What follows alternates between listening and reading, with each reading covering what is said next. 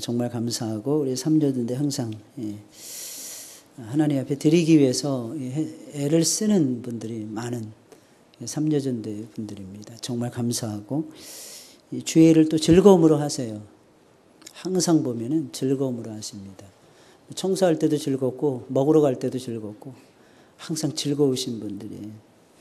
오늘은 유일한 구원의 길이라고 하는 제목으로 말씀을 나누려고 합니다. 여러분 구원의 확신을 가지고 신앙생활을 하고 있나요? 여러분 구원의 확신이 있으십니까? 아까 우리 찬송 불렀잖아요. 우리 찬송 부르니까 지금 이 시간에 하나님이 나를 부르신다면 나는 천국에 갈 수 있다 하시는 분 한번 손 들어보세요. 한번. 나는 천국에 갈 수 있다. 몇 분 안 되시네요. 죄송합니다. 저는 다 들 줄 알고 들라 그랬는데 다 들 줄 알았는데 쉽지 않죠. 여러분 구원의 확신을 가진다는 게. 더 놀라운 사실은 내가 천국에 들어갈 수 있는데도 모르는 분들이 또 많습니다. 이게 참 안타까운 일이죠. 그러니까 쉽게 말씀드리면 이거예요. 내가 진정한 하나님의 자녀가 되었는데 내가 하나님의 자녀인 줄 모르고 맨날 세상에서만 뒹굴면서 사는 거예요. 이게 오늘날 그리스도인들이 맞이한 제일 큰 문제점이에요. 내가 하나님의 자녀라는 거예요.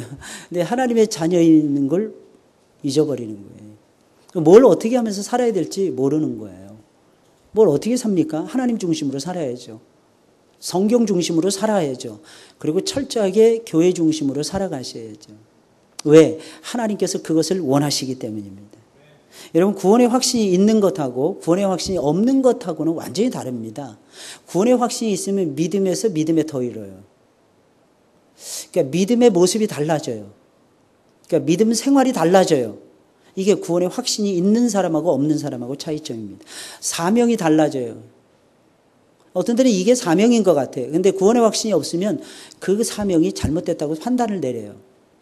중간에 반드시 어그러진 길로 갑니다. 내가 잘못된 길을 가고 있어. 왜? 구원의 확신이 없기 때문에 자기가 지금 교회 속에서 행하는 일, 그리고 세상 속에서 행하는 일에 대한 확신이 없어집니다. 그럼 자꾸 흔들려요. 그럼 이 일 했다 저 일 했다가 이 방법 취했다가 저 방법 취했다가 이러다 보면 왔다 갔다 하고 흔들리다가 인생 그냥 끝나는 거예요. 여러분 아십니까? 우리가 한 가지 일을 똑바로 하기도 굉장히 어렵다는 것을 아십니까? 그래서 가만 보면 성공한 사람들은 한 가지에 집중합니다. 두 가지, 세 가지를 할 수 없다는 것을 빨리빨리 캐치해요. 여러분 마찬가지예요. 우리 예수님을 만났잖아요. 아까 찬송 불렀잖아요. 특송 불렀잖아요. 여러분들. 나는 아무것도 없는 하나님 앞에 드린 것이 없다는 거예요. 드릴 것조차도 없다는 것입니다. 이게 우리의 명약관한 바른 신앙 고백의 모습이에요. 그런데 이 고백을 하고 나면 이상하게 힘이 생기더라고요. 안 됐어. 근데 저 사람이 저거 하면은 쓰러질 것 같아. 죽을 것 같아. 그런데 그 다음 단계 또 합니다. 더 어려운 단계도 감당이네요. 왜 그런 줄 아십니까? 하나님 내가 할 수 없어요. 하나님 내가 이것은 정말 할 수 없는 일입니다. 이렇게 정직하게 고백을 하잖아요. 그러면서 있는 힘, 젖먹던 힘까지 다 동원해서 그 일에 집중을 해요. 그러면 놀라운 사실이에요. 그 일 끝나고 나면 하나님이 더 큰 에너지를 부어주십니다. 왜냐하면 하나님을 의지하고 했기 때문입니다. 그래서 그 다음 단계 또 다른 단계에 나아갈 수 있도록 레벨업을 하나님께서 시켜주시는 거예요. 저는 여러분들이 그 은혜 속에서 살아갔으면 좋겠습니다. 쉽게 말씀드리면 구원의 확신을 가지면 가장 좋은 것이 여러 가지가 있는데 그중에서 최고로 좋은 건 하나님을 더 잘 믿을 수 있다는 거예요. 그래서 구원의 확신이 정말 중요하다는 거. 없는 분들은 하나님 앞에 달라고 구하세요. 하나님께서 반드시 주십니다. 만약에 쓸데없이 방언만 달라고 기도하지 마시고 그건 하나님 마음이에요. 주고 싶으면 주고 안 주고 싶으면 안 줍니다. 구원의 확신은 달라요. 구하면 하나님께서 반드시 주십니다. 얼굴도 달라지더라니까. 얼굴 혈색도요. 삶도 달라진다니까요. 맨날 부정적인 말, 불평하는 말 나오다가 말이 달라지더라니까요. 어떻게 하면 이 일을 잘 이룰 수 있지? 내가 이 말 해가지고 사람들이 혹시 상처를 입지 않을까? 이 말을 하게 되면 저 사람을 내가 살릴 수 있을까? 고민하게 돼요. 여러분 아십니까? 고민해야 역사가 일어난다는 거예요. 이 세상에 쉬운 일은 아무것도 없어요. 고민해 봐야 돼요. 정말 정직하게 하나님 앞에 매달려 보셔야 돼요. 그러면 하나님께서 여러분들에게 구원의 확신 주십니다. 그럼 구원은 무엇을 의미하는 것이며 오늘 주제가 이거예요.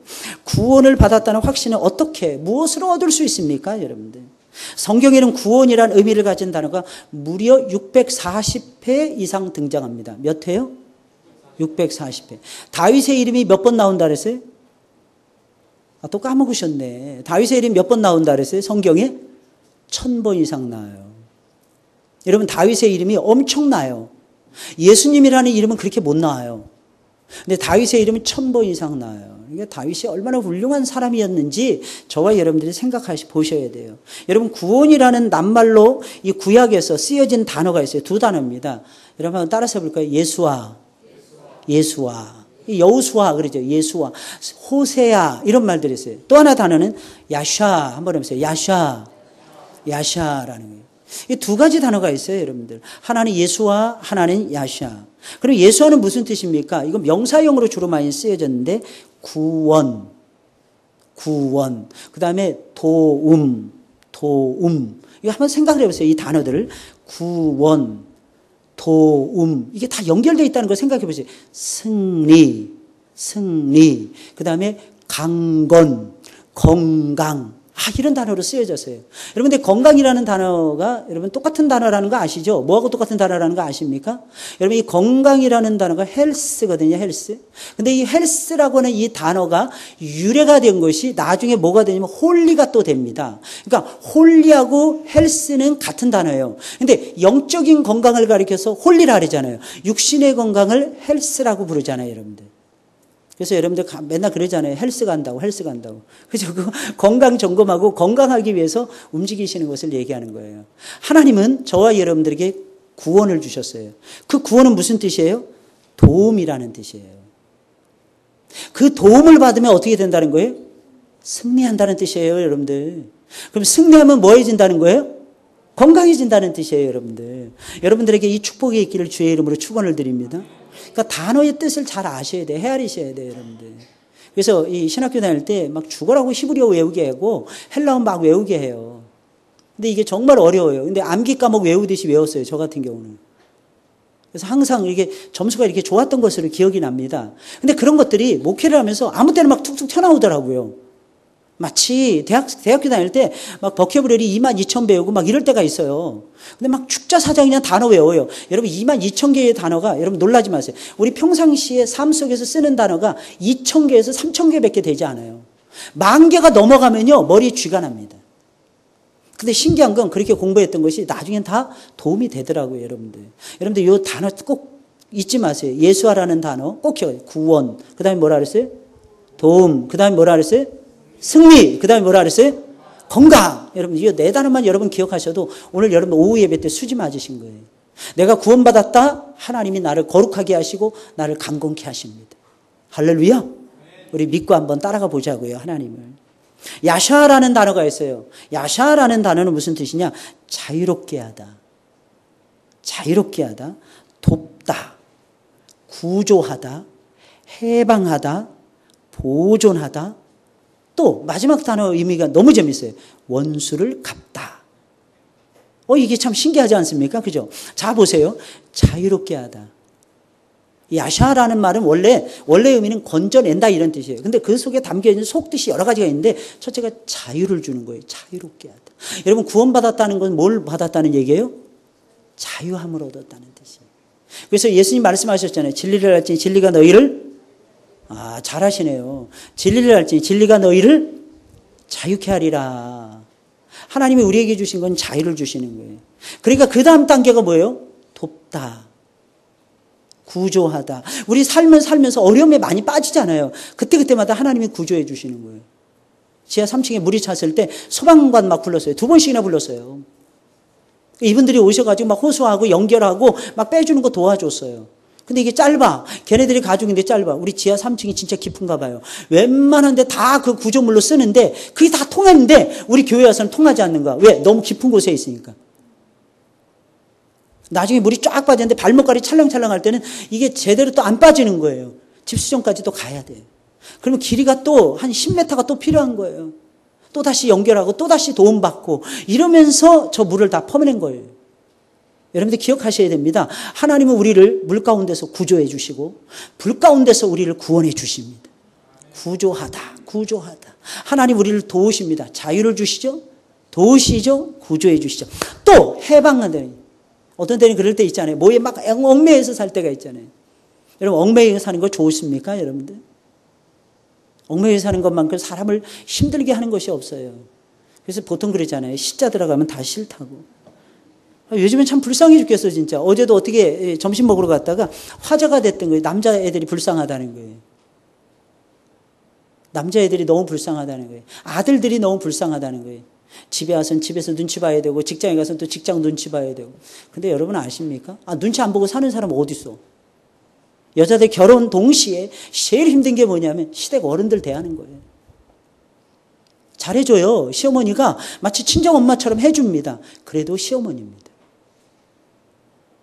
잘해줘요. 시아버지가 정말 편안하게 해준다고 해줍니다. 그래도 시아버지예요. 괜히 부담스럽고 괜히 힘든 거예요. 여러분 우리가 사는 게 괜히 힘들 때 많잖아요. 괜히 부담스러운 거예요. 세상 일, 앞으로 이제 고등학생이 돼. 그럼 고등학생 되면 또 힘든 거예요. 고3 때는 대학만 들어가면 좋을 것 같아. 대학 들어갔더니 웬거 이게 더 큰 산 넘어 산이 엄청나. 그 고등학교 때까지는 사실 공부도 아니야. 왜냐면 그냥 있는 거 그냥 가르쳐주고 그냥 그대로 베껴서 내면 되니까. 근데 대학 들어가면 내가 연구해야 돼. 교과서가 따로 없는 거야. 그 많은 책을 봐야 돼. 그리고 나름 공부를 해야 돼요. 그리고 내 거로 소화해내야 돼. 이게 절대로 쉽지 않습니다. 그래서 사회에 들어가 더 어려워. 이건 대학 다닐 때는 그래도 책이라는 것도 있죠. 근데 이게 교과서가 없는 거야. 책이 없는 거예요. 내가 찾아내야 돼요. 답을 내가 찾아내야 돼요. 여러분 그러지 않나요? 뭔가 결정하는데 딴 사람들은 쉽게 가는 것 같아. 근데 여러분 그거 속는 겁니다. 그 마귀의 전술이에요. 쉬운 길은 아무것도 없어요. 생각해 보세요, 여러분들. 남들이 받을 수 없는 좋은 것을 받는다. 그게 여러분 쉽게 받을 수 있습니까?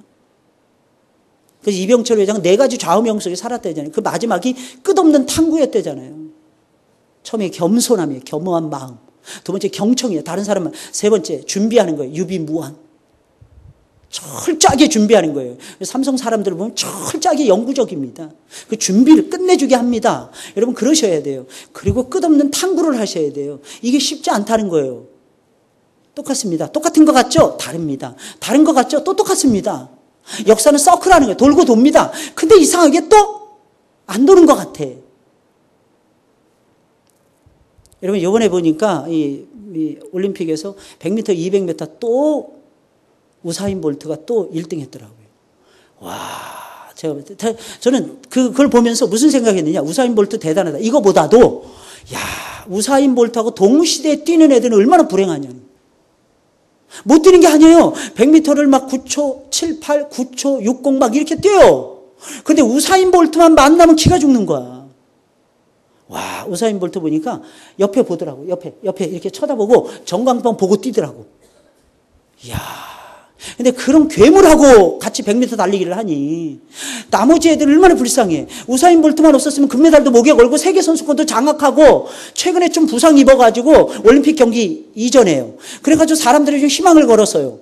야, 미국의 뭐 게이틀린인가 뭔가 하는 애가 우승할 가능성도 있어 없어. 야, 둘이서 뛰면 괜찮을 거야. 웬걸이요. 딱 뛰어보니까 상대가 안 되는 거예요. 근데 여러분 생각해 보세요. 그렇게까지 하려면 우사인 볼트가 얼마나 노력을 했을까요? 세계에서 최빈 국가인 자메이카 출신의 육상선수예요. 이번에 여자도 자메이카에서 100m, 200m 다 석권했어요. 이관왕 했더라고요, 여자애가. 걔네들의 희망은 뛰는 거예요. 이번에 보니까 우리 아이들 세계 랭킹 1위라는 애들이 줄줄이 다 떨어지더라고요. 유도든 뭐든 레슬링이든. 저는 그거 보면서 그런 생각을 했어요. 아, 우리 한국 애들이 근성이 없어지는구나, 이제. 랭킹 가지고 하는 게 아니에요. 근데 어제 박인비 보니까, 이야, 진짜 괴물. 막 5타, 4타 막 이렇게 이기면서요. 압도적으로 1위 자리를 차지하더라고요. 금메달 땄죠? 전 못 봤는데. 금메달 땄죠? 이야, 그 퍼팅하는 거 보니까요. 와, 담대하더라고. 이게 이 공의 홀에서 조금이라도 벗어나면요. 멀어지면은 다시 기록할 수 없어요. 버디도 기록할 수 없어요. 근데 얘는 그냥 갖다 그냥 푹 쳐버리더라고. 근데 갖다가 그냥 거의 대부분 골이 나더라고. 멀리서 또 치는데 팍 치더라고요. 제가 미쳤나? 제가 미쳤나? 근접해서라도 그 다음 단계 실수를 만회하기 위해서 안 하려고라도 그렇게 하잖아요. 아니더라고요. 그냥 치더라고요. 이야, 진짜 담대하더라고. 무슨 뜻이겠습니까? 칼을 갈았다는 뜻이에요. 몇 개월 동안 부상으로 나오지 못했어요. LPGA. 딴 선수들에게 박수만 쳐주고 있다가 이번에 다시 부상에서 회복돼서 나간 곳이 올림픽이었어요. 여러분, 준비하는 것이 중요합니다. 여러분들의 인생 준비해서 크게 되기를 주의 이름으로 축원을 드립니다.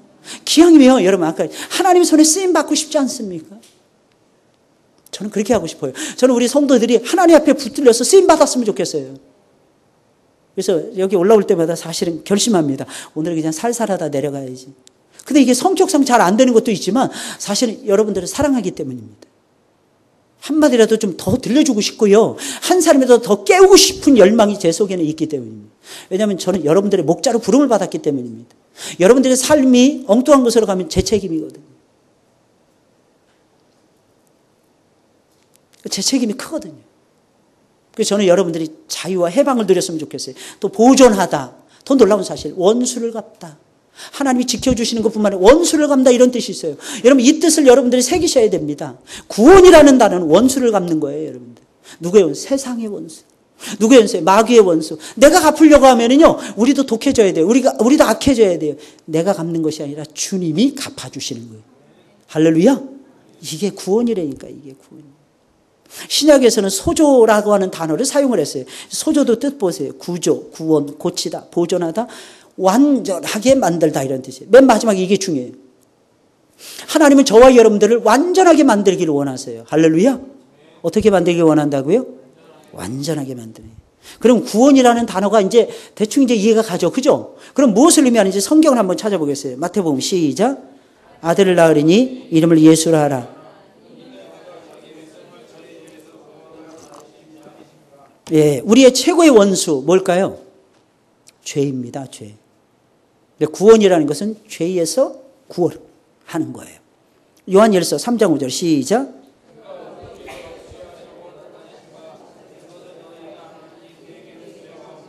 예, 죄. 여기서도 또 죄를 다뤄요. 구원은 단순히 질병에서 고침을 받는 것이 아닙니다. 가난한 사람이 부자 되는 것도 아닙니다. 기독교에서 구원이라고 할 때는 죄에서 건져냄을 뜻하고, 여러분, 구원을 받았다는 것은 죄 사함을 받았음을 의미하는 거예요. 여러분, 죄 사함 받아보세요. 얼마나 행복합니까? 여러분, 죄 사함의 기쁨을 누린 적이 있습니까? 죄 사함의 기쁨을 누렸을 때가 최고로 행복해요. 정말 즐거워져요. 마음에 진짜 하늘의 기쁨과 평강이 딱 자리 잡습니다. 그래서 우리가 다른 사람 정말 사랑한다면 뭘 선물로 줘야 돼요? 죄 사함을 선물로 줘야 돼요. 근데 우리는 죄 사함을 줄 수 없잖아요. 죄 사함을 줄 수 있는 분을 가르쳐 줘야죠. 죄 사함을 줄 수 있는 분에게는 사람을 데려가야죠. 누굽니까? 예수 그리스도세요. 그래서 구원을 받았다는 것은 기억하셔야 돼요. 죄 사함 받았다는 뜻이고, 모든 문제는 죄로부터 시작됐기에 죄의 문제만 해결이 되면은요, 모든 형벌이 해결이 되고 삶의 길이 형통해지는 거예요. 할렐루야. 삶의 길이 형통해진다. 그럼 죄로 인해서 얻게 된 문제들은 무엇입니까? 죄로 인해서 얻게 된 잘못된 문제들이 있잖아요. 그게 뭐예요? 첫째, 하나님과의 관계가 끊어져요. 형벌을 받았어요. 원수가 됐어요. 구원은 하나님과의 관계가 회복되는 것입니다. 에베소 4장 시작. 저희 총명이 어두워지고 저희 가운데 있는 무지함과 저희 마음이 굳어짐으로 말미암아 하나님의 생명에서 떠나 있도다. 여러분 보세요. 여러분 보세요. 기독교가 들어간 나라치고 여러분 못 사는 나라 없어요, 여러분들. 다 똑똑해집니다, 사실은. 근데 로만 카톨릭은 달라요. 로만 카톨릭이 들어갔던 남미 보세요. 로만 카톨릭이 지배하고 있는 남쪽 유럽을 보세요. 유럽에서 제일 못 사는 나라는 남쪽 유럽. 게다가 러시아 종교가 장악하고 있는 동구 유럽 보세요. 근데 참 신기합니다. 기독교가 창궐했던 나라들은 다 잘 살아요. 왜 그럴까요? 총명해지니까요. 여러분, 기독교는요, 사람을 이렇게 억압하지 않는 종교예요. 이 사실을 기억해야 돼요. 그래서 장로교 헌법에 보면 8가지 원리가 나오는데 첫 번째 원리가 자유의 원리예요. 하나님 우리에게 자유를 주십니다. 간혹 가다가 여러분들 제가 졸지 말라고 말씀을 드립니다. 근데 조는 분들 제가 벌을 내리지 않습니다. 착한 목사예요. 할렐루야. 야단도 치지 않습니다. 할렐루야. 왜 그런지 아십니까? 저는요, 그 영혼의 자유함을 믿기 때문입니다. 그런데 그 영혼이 언젠가는 하나님으로부터 빚을 받을 거예요. 그래서 그 자유함을 방종으로 쓰지 않고 하나님 기뻐하시는 모습으로 쓰게 될 날이 금방 올 것입니다. 이게 사람을 찍는다고 해서 억압한다고 해서 사람이 바뀌어지는 건 아니에요. 물론 가만히 있죠. 처음에는 처음에 가만히 있는 거 같죠. 막 무섭게 하고 막 공포 조장하고 결국엔 좋은 꼴 못 봅니다. 기억하셔야 돼요. 그래서 사람이 말로 올가매려고 한다거나 사람이 어떤 물건을 가지고 사람을 붙잡으려고 한다거나 이러면 하나님께서 기뻐하시지 않습니다. 제발 좀 사랑해 주시고 기도해 주시고 기다려 주세요. 근데 그렇다고 해서 바르지 못한 것을 가르쳐 주지 말라는 뜻이 아니에요. 바른 거 가르쳐 주고 바르지 못한 건 가르쳐 주세요. 그러나 기억하셔야 됩니다. 사랑으로 하셔야 된다. 하나님과 원수로 삼지 못하게 해요, 여러분. 총명해진다니까요. 근데 보세요. 하나님과 관계가 떠나니까 어떻게 돼요? 총명이 어두워져요. 무지함이 싹 터요. 마음이 딱딱해지고 막 고집스러워지는 거예요. 근데 하나님의 생명을 받으면 이게 전부 다 부드럽게 녹아내리는 거예요. 두 번째는 뭡니까? 죄로 인하여 얻게 된 문제들 뭐예요? 고난이에요. 그 다음에 괴로움이에요. 고통이죠. 육신의 죽음이 찾아왔습니다. 이게 창세기 3장 16절 19절에 보면 보세요. 16절에 보면 고통이라는 단어가 나오고 그 다음에 수고라고 하는 단어가 나와요. 이 모든 것들이 어디서 오냐? 죄로부터 온 거예요. 그 다음에 수고, 땀을 흘려야 된다는 것입니다. 세 번째, 하나님의 심판을 받게 됩니다. 하나님의 심판. 우리 한번 말씀 읽어볼까요? 시작. 한 번 죽는 것은 정한 것이요. 그 후에는 여러분 이 세상 끝나면 다 끝나는 것이 아니에요. 그 다음에 뭐가 따라온다고요? 심판이 있어요, 반드시. 그래서 예수님 반드시 믿어야 되는 것입니다. 우리가 똑바로 바르게 살아야 되는 이유가 여기에 있는 거예요. 무서운 심판이 있어요. 마지막 네 번째로 영원한 형벌에 들어가게 됩니다. 말씀 시작. 그러나 믿지 아니하는 자들과 흉악한 자들과 우상 숭배자들과 모든 거짓말하는 자들은 타는 못에 참여하리니 이것이 우리가 죽게 되면 하나님의 심판이 우리를 기다리고 있어요. 그럼 그 심판 중에서 하나가 뭐냐면 영원한 형벌이에요. 그러니까 어디에 누가 갑니까? 두려워하는 자들. 여러분 두려움 많잖아요. 믿지 않는 자. 우리 믿음을 잃어버릴 때 많잖아요. 흉악하게 변할 때 많죠. 그죠? 옆에 사람 얼굴 보세요. 좀 흉측해 보이지 않습니까? 몬스타로 막 바뀌잖아요. 한솔아침에. 근데 지금 막 은혜 받아가지고 그래도 조금 나은 거예요. 살인자들 막 죽이고 싶죠. 미워지잖아요. 괜히. 막 속으로 막 미워하잖아. 내가 저 인간만 안 만났으면 내가 괜찮게 살 수 있었을 텐데. 가만 보니까 내가 공부에 재미를 못 붙인 거는 초등학교 때 선생님을 잘못 만난 탓이야. 막 이러고 말해요. 그죠? 직장 생활하는데 사장이 나빴어. 사장 나빠요. 외국인들도 그러더라고. 사장님 나빠요. 예. 그 다음에 행음자들. 막 음행하고 막 이러는 사람들, 술객들, 우상숭배자. 우리잖아요. 우리가 우상숭배 했었잖아요. 모든 거짓말하는 자들 불과 유황으로 타는 못에 들어간다 그랬어요. 이게 둘째 사망이에요. 여러분 죄는 이런 문제들을 우리에게 몰고 왔어요. 죄로 인하여 모든 인간은 이와 같은 형벌과 문제 속에서 살아가고 있는 거예요. 그러나 만일 우리가 죄에서 사함을 받고 구원을 받는다면 이 모든 문제는 해결이 됩니다. 만일 우리가 죄사함을 받고 하나님의 백성이 된다면 어떤 결과가 그럼 찾아오게 될까요? 여기서 다 자유함을 얻게 되겠죠. 그죠? 로마서 5장 10절 시작. 곧 우리가 원수 되었을 때 말미암아 하나님으로 더불어 화목되었은즉 화목된 자로서는 더욱 구원을 얻을 것이니라. 뭐가 된다 그랬어요? 화목된다 그랬어요, 여러분들. 만약에 여러분들이 죄 사함의 은혜를 받고 하나님의 백성이 된다면 어떤 축복이 따라오느냐? 하나님과 화평하게 돼요. 쉽게 말씀드리면 이거예요. 여러분 이 세상 살면서 아주 유력하고 힘있고 잘났고 똑똑한 사람하고 친해지고 싶지 않습니까? 제 친구를 제가 한 7년 전이었는데 한국에 왔어요. 근데 제 친구가 정치 쪽으로 일을 하는 거예요. 갑자기 저한테 CD를 주는 거예요. 이게 뭐야? 그랬더니 연예인 CD라는 거예요.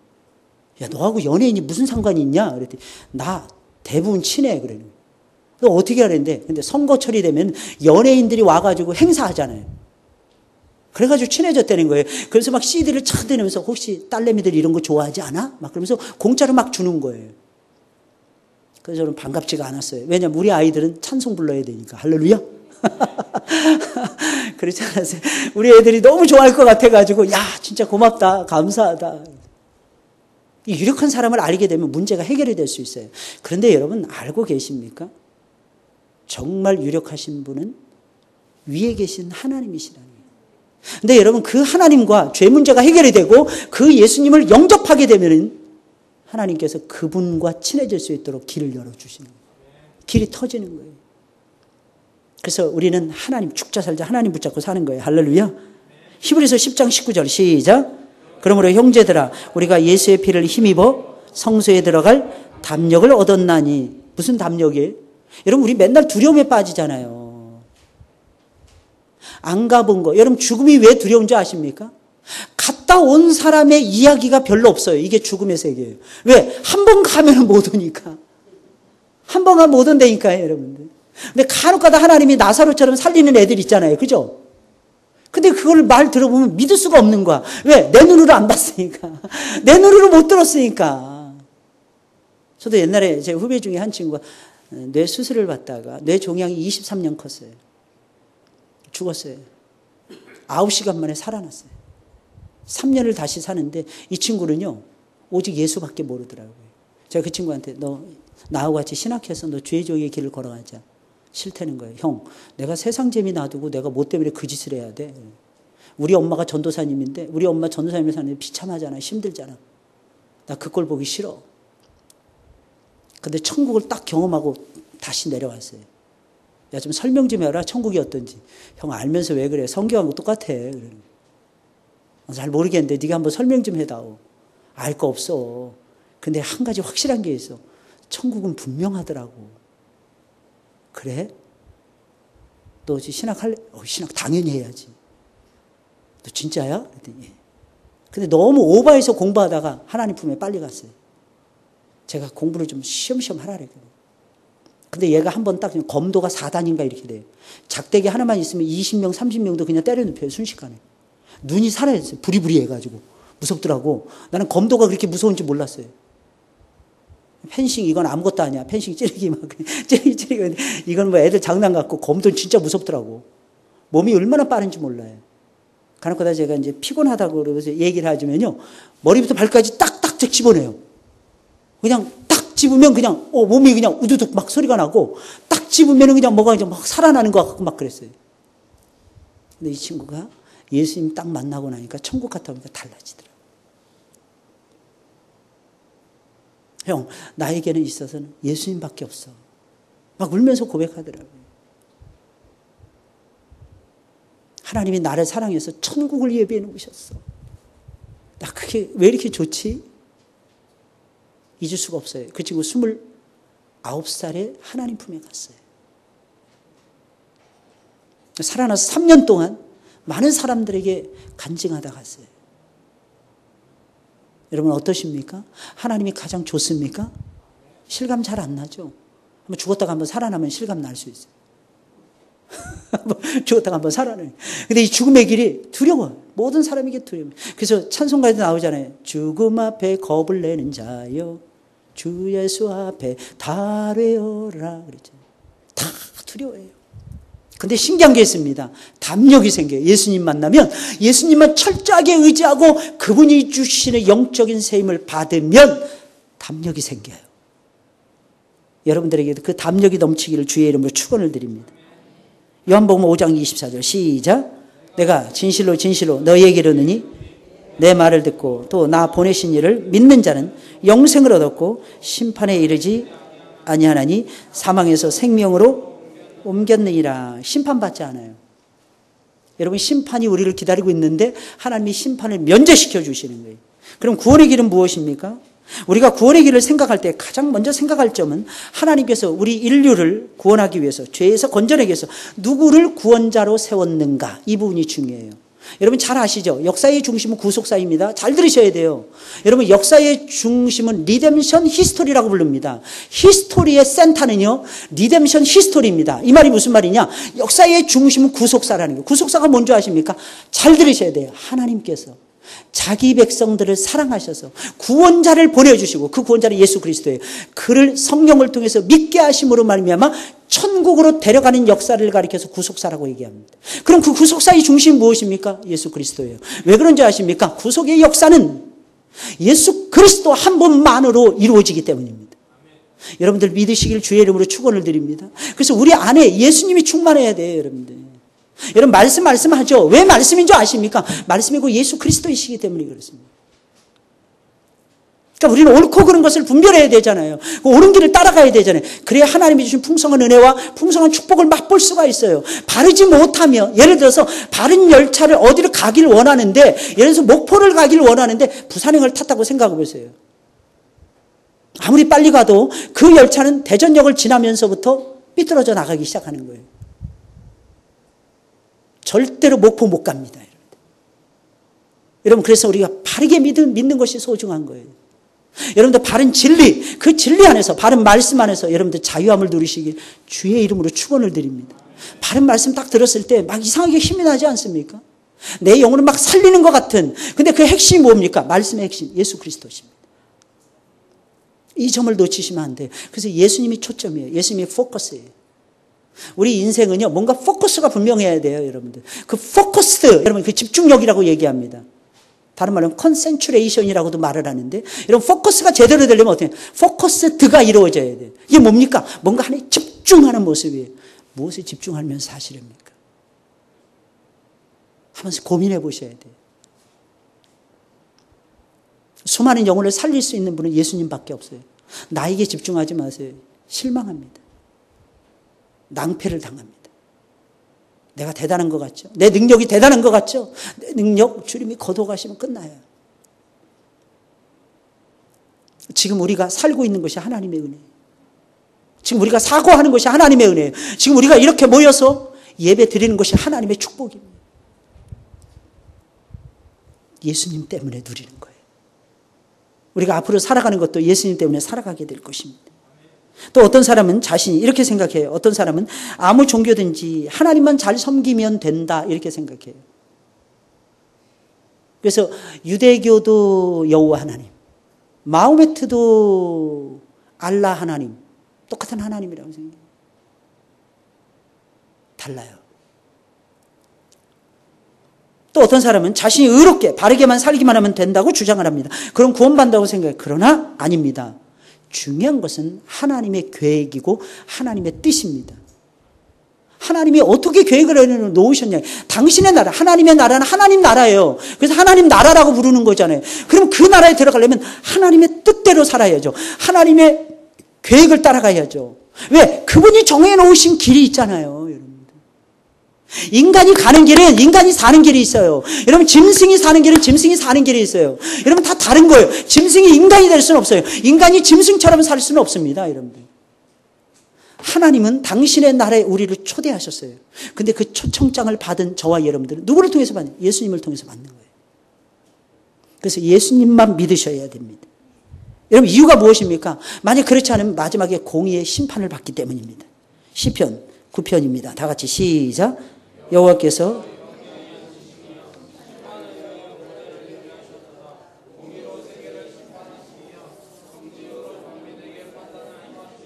로마서 14장 시작. 내가 어찌하여 내 형제를 판단하느뇨? 어찌하여 내 형제를 업신여기느뇨? 우리가 다 하나님의 심판대 앞에 서리라. 하나님, 우리를 심판하시는 분은 공의의 하나님이세요. 그러므로 심판자가 죄에서 용서를 받을 수 있도록 정하신 그 길이 무엇인가를 찾아내야 돼요. 이것을 무시한 채 아무리 열심히 있으면 무슨 소용이 있겠어요? 나는 열심히 믿었어요. 오전에도 설교하면서 말씀드려요. 사도 바울이 그랬잖아요. 예수님 만나기 전에 열심히 했어요. 성경에 대해서 정통했어요. 성경에 대해서 모르는 것이 없었어요. 모든 것이 메시아를 집중한다는 것까지 알았어요. 그런데 성령의 은혜를 받지 못하니까 자기의 열심을 가지고 믿었던 거예요. 근데 그 열심을 가지고 믿으니까 예수님을 죽이는 거예요. 예수님의 사람을 죽이는 거예요. 심지어는 사도 바울은 어느 정도 있느냐? 스데반 집사를 돌로 제일 먼저 찍어서 죽입니다. 그런데 양심의 가책을 하나도 느끼지 않아요. 그 정도로 화인 맞았어요. 여러분, 열심히 한다고 해서 무조건 되는 것이 아닙니다. 바르게 열심히 하셔야 돼요. 옳은 길 따라서 열심히 해요. 내 길 가야 돼요. 내 길이 무슨 길입니까? 하나님이 설정해 놓으신 그 길 가셔야 돼요. 아무리 의롭게 산다고 해도 결국 아무것도 아닌 것이 됩니다. 왜? 하나님의 심판대에서 심판받으니까요. 무슨 말씀인지 이해하시겠어요? 아들을 통해서만 구원받기로 하나님이 공의로우신 하나님 정해놓으신 거예요. 그 아들을 통과하지 않고서는 하나님이 다 인정을 안 해주시는 거예요. 그 자체를.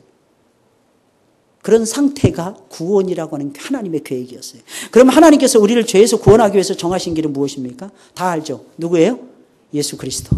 사도행전 4장 12절 시작. 다른 이로서는 구원을 얻을 수 없나니 천하 인간의 구원을 얻을 만한 다른 이름을 우리에게 주신 일이 없음이니라. 여러분, 중요한 것이 있어요. 무엇입니까? 하나님께서, 다시 말씀드려요, 우리를 죄에서 건지시기 위해서 누구를 세웠느냐는 거예요. 그분은 예수 그리스도십니다. 하나님께서는 예수 그리스도에 대해서 그래서 증거해 주고 계십니다. 구약의 선자들을 통해서 증거하셨어요. 사도행전 10장 43절 시작. 모든 선지자도 증거하되 저를 믿는 사람들이 다 그 이름을 힘입어 죄사함을 받는다 하였느니라 그랬어요. 여러분 구약의 선지자들을 통해서 하나님이 증거하신 것이 이거예요. 예수님을 믿으면 그 이름을 힘입어 구원받는다. 두 번째, 예수님 자신이 직접 증거하셨어요. 마태복음 20장 시작. 인자가 온 것은 섬김을 받으려 함이 아니라 도리어 섬기려 하고 자기 목숨을 많은 사람의 대속물로 주려 함이니라. 여기서 말하는 인자는 누굴까요? 예수님이에요. 예수님은 섬기러 오신, 섬김을 받으러 오신 것이 아니라 섬기러 오신 거예요. 여러분들 어떠십니까? 오늘도 섬기셨습니까? 그 사람은 행복한 사람이에요. 혹시 여러분 섬김을 받으셨습니까? 받을 수도 있어요. 받는 것도 좋아요. 근데 더 좋은 것이 있어요. 섬기는 것이 더 좋습니다. 예수님이 자신 뭐라고 했어요? 내가 그 길이요 진리요 생명이니 나로 말미암지 않고는 아버지께로 올 자가 없느니라. 사도들을 통해서 또 증거하셨어요. 한번 볼까요? 시작. 그러므로 이 사람을 힘입어 죄사함을 너희에게 전하는 이것이며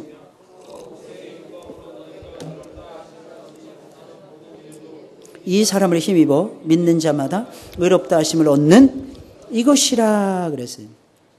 모세 율법에도 그렇게 되어 있다는 거예요. 우리가 의롭다함을 얻는 것은 이 사람을 힘입어야 된다는 거예요. 이 사람이 누굴까요? 예수 그리스도십니다. 그럼 중요한 것은 그러면 나머지 남는 구원하는 방법이에요. 어떻게 구원받느냐 이거예요. 어떤 방법으로 우리 죄를 예수님을 통해서 구원받는데 어떻게 해서 우리가 죄사함을 받고 구원을 받을 수 있느냐는 것입니다. 대속의 방법입니다. 대속의 방법은 아주 간단해요. 대속물로 예수님이 죽으시는 방법이었어요. 마태복음 20장 28절 시작. 받으려 함이 아니라 도리어 섬기려 하고 자기 목숨을. 여러분 이 부분에 대해서 어떻게 생각하십니까? 만약에 여러분들이 누군가를 사랑하신다면 목숨을 줄 수 있습니까? 결혼하기 전에는 다들 남자들 그렇게 고백을 하죠. 안 하신 분들도 있지만 예외적인 분들도 있지만 대부분은 나는 당신을 위해서 목숨도 버릴 수 있어. 살다 보면 목숨은 그냥 아무것도 안 버리고 있죠. 그죠? 우리가 그렇게 살아가고 있어요, 사실. 다 해줄 수 있어. 당신 손에 물도 안 묻힐 거야. 물 안 묻히면 막 그냥 호령하고 막 그러죠. 그죠? 당신은 뭐 때문에 시집 왔어? 막 그러고. 시집 오기 전에 당신은 뭘 배웠어? 막 이러고 말이에요. 그전에는 그런 거하고 상관없이 좋다고 그러더니 그게 간사한 사람의 마음이에요. 그런데 여러분 생각해 보세요. 목숨을 준다. 줄 수 있겠어요? 자식을 사랑해요. 자식을 위해서 목숨을 건다. 저는 많은 부모들이 말은 그렇게 하는데 죄송합니다. 자기밖에 모르는 부모들을 너무 많이 봤어요. 특히 이민 오는데 왜 이민 오셨습니까? 애들 교육 때문에 왔습니다. 애들 두고 밤중에 놀러 가더라고. 왜 애들 때문에 왔다면서요. 제가 그럽니다. 목사님 그건 하는 말이죠. 그건 명분. 사실은 이래저래 해서 제가 남편하고 관계도 힘들고 이래저래 해서 시자 들어가는 집도 견디기 힘들고 돈은 있겠다. 그래서 제가 이민 오고 유학 온 겁니다. 이런 분들이 태반이었어요. 태반이라니까요. 이게 인생이라니까요. 하나님은 예수 그리스도를 대속의 제물로 세우시고 인류의 모든 죄를 그에게 다 책임 전가하셨어요. 그래서 우리의 구원이 이루어진 거예요. 그러니까 여러분들의 구원이 쉽게 이루어진다고 생각하지 마세요.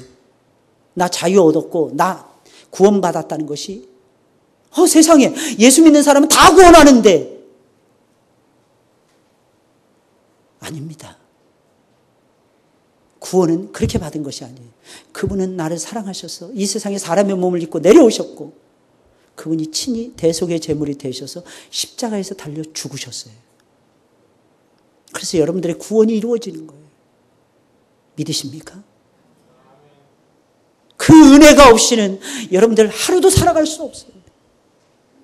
이게 제일 큰 거예요. 우리가 받은 축복 중에서. 근데 여기서 우리는 당연히 천국은 들어간다고 생각을 하는 거예요. 착각을 하는 거예요. 아닙니다. 마지막까지 몰라요. 말씀드렸죠? 구원의 확신이 있다고 해서 천국 들어가는 것은 아닙니다, 여러분들. 내가 예수 믿는다고 해서 무조건 천국 들어가는 것이 아니에요. 마지막까지 예수님이 원하시는 삶을 살아가셔야 돼요. 살아내셔야 돼요, 여러분들. 그 사람이 진정 구원받은 하나님의 사람이, 진정 그 사람이 예수님을 믿는 사람이라는 것을 명심하셔야 돼요. 우리는 다 양 같아 그릇 행하여 각기 제 길로 갔거늘 여호와께서는 우리 무리의 죄악을 그에게 담당시키셨도다. 그래서 우리가 구원받은 거예요. 예수님이 인류를 대신하여 죄를 짊어지시고 형벌을 받으심으로 구속주가 되셨어요. 대속자가 되셨어요. 고린도서 5장 14절에 그리스도의 사랑이 우리를 강권하시는도다 그랬어요. 근데 그 다음에 이어지는 내용이 있어요. 우리가 생각하는데 한 사람이 모든 사람을 대신하여 죽었은즉 모든 사람이 죽은 것이나, 이게 무슨 말이에요? 모든 사람이 죽었기 때문에 다시 생명 얻어 살아난다는 뜻이에요. 그게 한 사람이 예수님을 통해서 이루어지는. 그럼 어떻게 우리는 이 법을 통해서 구원을 받는 것입니까? 우리가 할 일이 있는 거예요. 우리가 할 일이 무엇입니까? 로마서 10장 10절 다 같이 시작. 사람이 마음으로 믿어 의에 이르고 입으로 시인하여. 요한복음 3장 16절 시작. 독생자를 주셨으니 이는 저를 믿는 자마다 멸망치 않고 영생을 얻게 하려 하심이니라. 우리 스스로는 우리의 죄 문제가 해결이 안 돼요. 그러나 하나님의 방법대로 하면 해결이 됩니다. 구원을 얻기 위해서 그럼 우리가 해야 될 일은 무엇입니까? 사실 아무것도 없어요. 근데 딱 한 가지가 있어요. 무엇입니까? 바른 신앙 고백. 바른 신앙 고백. 나는 아무것도 아닙니다. 주님이 나의 죄를 대신하여서 십자가에 달려서 돌아가셨습니다. 나를 대신하여 주님이 대신 형벌을 받으신 것입니다. 나는 이것을 믿으며 나는 예수 그리스도를 나의 왕으로 영접하고 예수 그리스도의 뜻을 따라서 살렵니다. 이 신앙 고백, 이 신앙 고백을 통해서 우리는 천국에 들어가게 되는 거예요. 이걸 믿음이라고 얘기하는 거예요. 그래서 마음으로 믿고 입으로 시인하셔야 돼요. 마음으로만 믿으면 믿어 그러시면 안 돼요. 마음으로 믿고 입으로 시인하시고 선포하셔야 돼요. 여러분들 그렇게 살아가시길 주의 이름으로 축원을 드립니다. 한번 말씀 볼까요? 시작. 너희가 시작. 믿음으로 말미암아